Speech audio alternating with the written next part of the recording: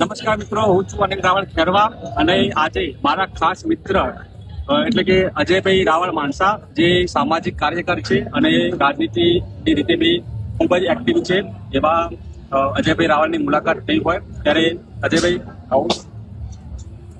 તો આજે અજયભાઈને આપણે જે સામાજિક રીતે ઘણા સમયથી એક્ટિવ છે, માણસા વિસ્તારમાં એમને સારું કામ કર્યું છે. તો આજે અમે થોડા આપણા સમાજની એટલે કે રાવળ યોગી સમાજની આપણે થોડી ચર્ચા કરીશું અને થોડા પ્રશ્નો બી પૂછીશું, એમના વિચારો આપણે જાણીશું, આપણા વિચારો બી એમને જણાવીશું.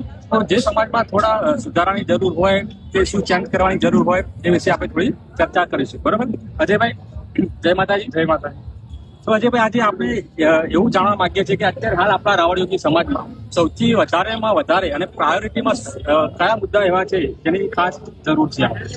અત્યારે હાલ રાવળ સમાજની અંદર સૌ પ્રથમ તો એકતા, કે ગુજરાતની અંદર અઢળક મંડળો બની ગયા છે કે જેના કારણે રાવળ સમાજની શક્તિ ડિવાઈડ થઈ ગઈ છે.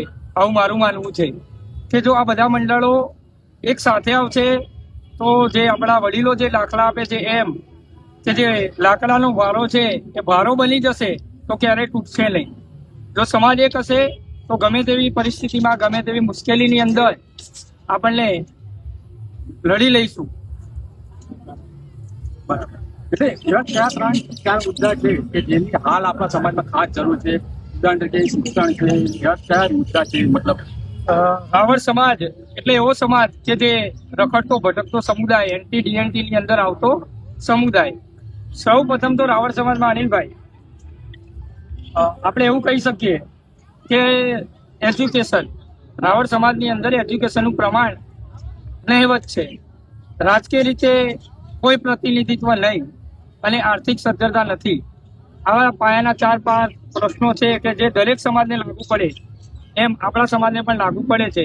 રાવળ સમાજનો જો વિકાસ કરવો હોય તો યુવા શક્તિ, સૌ પ્રથમ યુવાનોને પ્રાધાન્ય આપવામાં આવે અને આ જે મુદ્દાઓ છે એના ઉપર આપણે ધ્યાન આપીશું તો 100% રાવળ સમાજ જે આપણે સપનાનો સમાજ જોયો છે, વિકસિત અને આયોજન વાળું આપણા બાળકોનું ભવિષ્ય ઉજ્જવળ બને એવો સમાજ આપણે બનાવી શકીશું.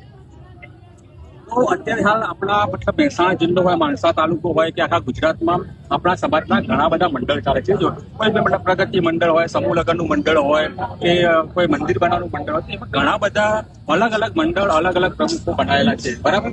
તો એને એક સાથે આવવું જોઈએ, તો એના વિશે તમારું શું કહેવું?